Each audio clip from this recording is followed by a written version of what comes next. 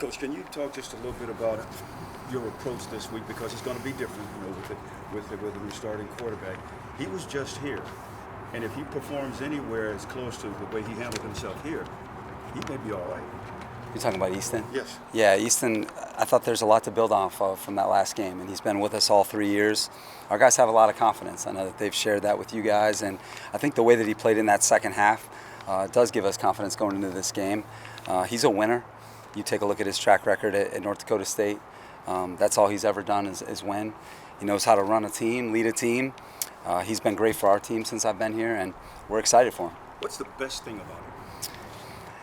I just think he's a gym rat. I think he's a commander out there. I think people believe in him because of how hard he works. Since I've been here, him and Justin, they set a very high bar for everybody else in terms of how to work, how to compete.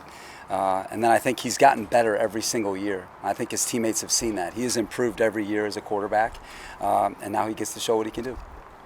Just as far as the surgery for Justin, what did you guys learn from the specialists, and I guess what's the prognosis moving forward as far as recovery time for next season? No time, just a successful surgery. Went well today, and he's on the road to recovery.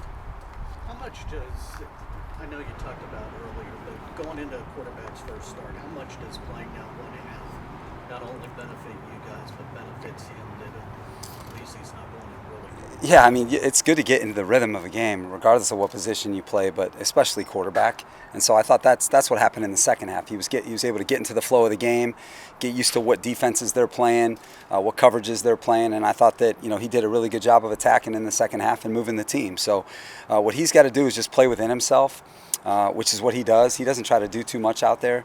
Just stay within himself, let the offense work for you, and we got to play team offense on Thursday. There's an inevitability, like quarterbacks in this league get hurt all the time.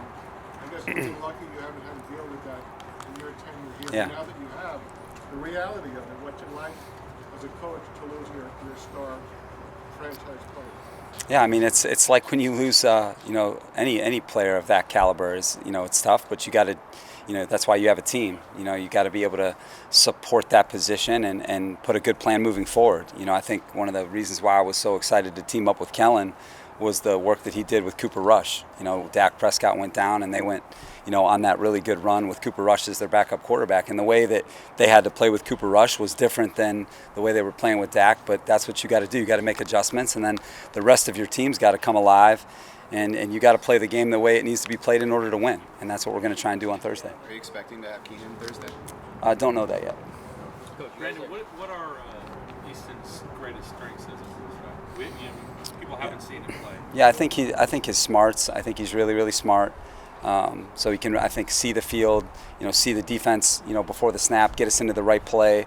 I think post-snap, he can see the field, which is important. There's a lot of people that can see the game before the snap, but then once the ball snapped, how do you play? I think he's got good instincts. And then, I think his legs really give him, a chance to be a playmaker out there. The NFL, it's crowded. You need to be able to use your feet to move. He's got real athleticism for the position, which I think will create more opportunities. That's one of Justin's really good traits, is that when you have mobility and athleticism, you can create things off schedule, and that's what you got to be able to do. And I think Easton will give us that element. Well, Easton knows that there could be some trash talking coming, but he seems like he can be oblivious to all of that. Yeah, I just think you look at his background and North Dakota State, and you don't win that many games, playing that many big games, and he was the runner-up for that the Walter Payton Award, and this guy's accomplished a lot, and he has a lot of confidence in himself. So he's been with us a long time. He's very comfortable working with Kellen, and like I said, it's an exciting time for him.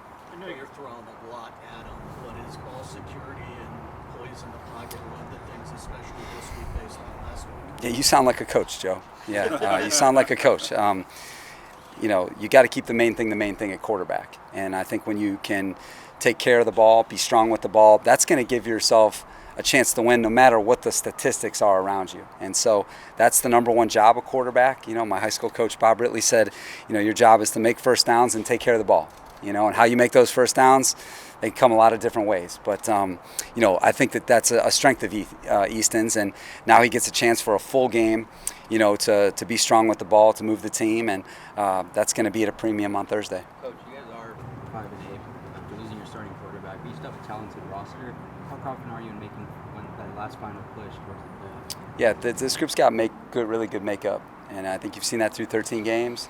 I expect it can continue, and I think anytime you're faced with an obstacle like this, and this is as big of an obstacle as you can face with when you lose your starting quarterback, you're going to find out about the locker room of your team. And I know it's in our locker room. We've got 4 really tough opponents in front of us, and this one, a division game on the road on a short week, it's going to test us, and I know what our guys are made of. Will Josh Palmer be a full go in this game? He should be. I don't think like a full normal wide receiver load with his first game back, but you'll see him in action. How much of a reverse course did you have to do on your game planning for this game? I mean, with the different quarterback, how different is the scheme of what you're doing? A couple things. I think Easton and Justin are more similar than different, in terms of some of the things that we do. But, there's going to be, like I said, a few days ago or a day ago, they're different quarterbacks in terms of what passes maybe that you feature with Justin versus Easton. But that's every, number 1 to number 2 quarterback. They're not the same. So that's part of this short week is making sure that Easton's really comfortable and confident, and yet we're still going to attack the Raiders and putting a good plan together to beat them as a team. So, Easton's going to be a really big part of that process, in the next, 48 hours is like, hey, what plays are you most comfortable with so that we can go attack this team? So, there's a lot of work to do. Is there any slight benefit for a Thursday night game facing a divisional opponent, especially one that you faced earlier this season? Man, they've changed a lot since the last time we played them. I think I said it the other day. The coaching change, and they're different in all 3 phases. In the way they're playing. So they've got really good players on that team. I think in all 3 phases, you got to be aware of. They got some difference makers in this league. Crosby, Devontae, Jacobs, just to name a few. They're playing really well on defense. They're rushing the quarterback really well. Offensively, they're a handful with this receiving group. With Jacoby Myers, Renfro, Devontae, the runner. So it was a tough game, the first game, and we expect another one on Thursday. What improvements have you seen from O'Connell in 4? He's played more ball. I think I told you guys. I mean, this guy had a really good preseason, and I think there's a reason why they went to him as the starter, because they felt like he was playing well enough to be the starter. It wasn't like, hey, we're just building for the future. It was just, hey, they felt like he was good enough to be their starter. So he's played in more games now. He's seen more football. And I think that anytime you can get that experience, whether it's a good experience or a bad experience as a young player, it's invaluable. And he has our respect. This might sound strange, but is there anything Easton does that Justin doesn't do? You're talking about Justin Herbert. Easton is going to be, what's going to be really good for him is to play a full game. I think in the preseason, it was really important to us that he played a ton, to feel what it's like to go the whole way. I think sometimes as a young quarterback in the league, you don't get that experience like you did in college where you just play the whole game.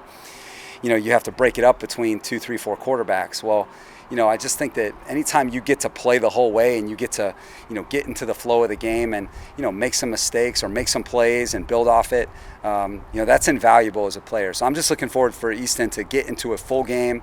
Hey, us engineer a plan just for him and see where it takes us. First game this year, when you faced the Raiders, you were facing a rookie quarterback making his first start. Yeah. Now kind of shoes on other foot, even though Easton's in his 5th year. Is there anything from the coaching staff or protection aspect you can do to prevent 6, 7 sacks like you guys did against the Raiders? Yeah, Joe, you sound like a coach, man. We're going to try not to give up 6 or 7 sacks. That will help us protect the ball. And so, the formula is clear. We got to make sure that we're the aggressors in the game, truly making them defend the run and the pass. And putting the pressure on them every snap to have to deal with us, and not being in those tough situations when you're behind, not only the sticks but behind on the scoreboard, where you gotta throw your way back. So again, we're gonna try and do this as a team. It's not gonna be just about Easton, just like it's not just about Justin. It's about our offensive team playing together the right way, and it's gonna be a great challenge for us. Did you feel like Sunday was a step forward in the run game for you guys?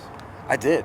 Yeah, I mean there was a lot more consistency in that phase. I think we had 5 or 6 really quality runs that were physical. I mean, the first run of the game was as good of a run as we've had all season. And so I thought that there was progress made, but then when we got behind, I think it prohibited us from maybe sticking with that like we wanted to. But I thought it was a good step for us. It was better than it had been.